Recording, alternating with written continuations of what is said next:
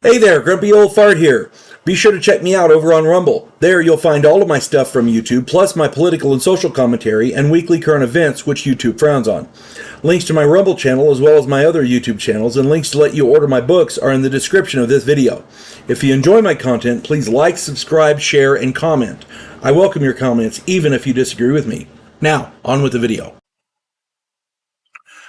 Hey there, Grumpy Old Fart here. I'm doing an unexplained megalithic structure video on the Great Sphinx.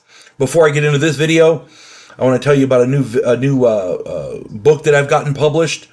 The House Off Farrago Road is now available on Amazon.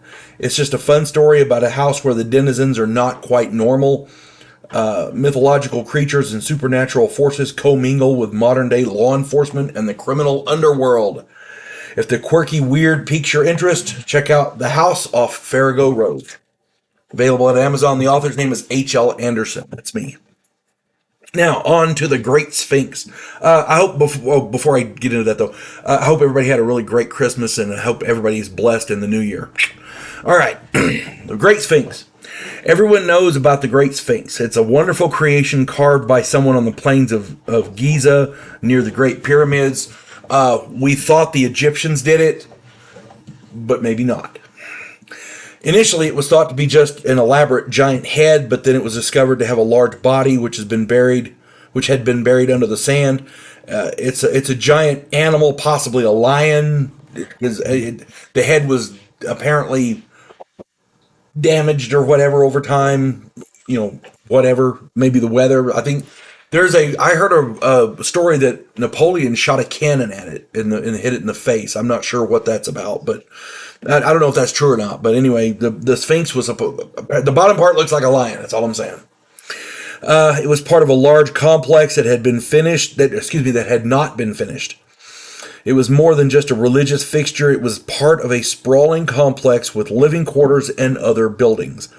Many archaeologists believe the complex was added after the Sphinx as living quarters for the builders of the pyramids. Nobody knows any of this stuff for sure. They're guessing. They're making informed guesses. Kind of like when you go to the doctor, an informed guess. Educated guess, I guess. At any rate, the working theory now is the complex was living quarters for the people who built the pyramids. Okay, so mainstream archaeology says that the Sphinx is about 4,000 years old. New data may disprove that conclusion, however. On the lower sections of the Sphinx body, archaeologists have found what is clearly erosion by water damage. At some point, water lay against the body of the Sphinx for more than 100 years. That's the only way that could have happened. The problem with that is that the last time North Africa was underwater was over 800,000 years ago. That means that the Sphinx had to have been around when the area was flooded 800,000 years ago. Ipso facto, the Sphinx is at least 800,000 years old. This blows the 4,000 year conclusion out of the water. This would predate Göbekli Tepe by over 750,000 years. Now, the question becomes, who built the Sphinx? Egyptians didn't settle there until after the Sumerians, and they were about 6,000 years ago. What civilization was in Egypt 800,000 years ago? Who were they? How did they carve this monolithic structure, and why? If this is true, the Sphinx may very well predate every other man-made structure on Earth. This one discovery blows Egyptology away and redefines everything we thought we knew about North Africa. Now, again, we don't know. We have to do some more study into this, but the only way that erosion could have happened is if water set against it for over 100 years. That being said,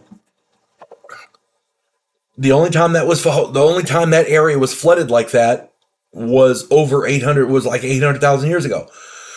So, was there a big rock there that the water was at, and then later on they carved it into the Sphinx?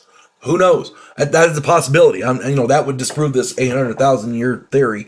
But my contention there is Somebody had to have carved it, and it's a lot older than 4,000 years. That's all I'm saying. So, you know, if you're going to carve the body of the Sphinx, and you see the water damage up against it from 10,000 years ago or whatever, what do they care about? What do the Egyptians care about water damage? They would have carved that right out of there. They would have gotten rid of it. The fact that it's still there says that the Sphinx was there while the water was there. Okay, so that's all I'm saying. There's a lot about this world we do not know. There's a lot we're being taught in mainstream science in our schools that simply is not true. 100 Years' War lasted a lot longer than 100 years.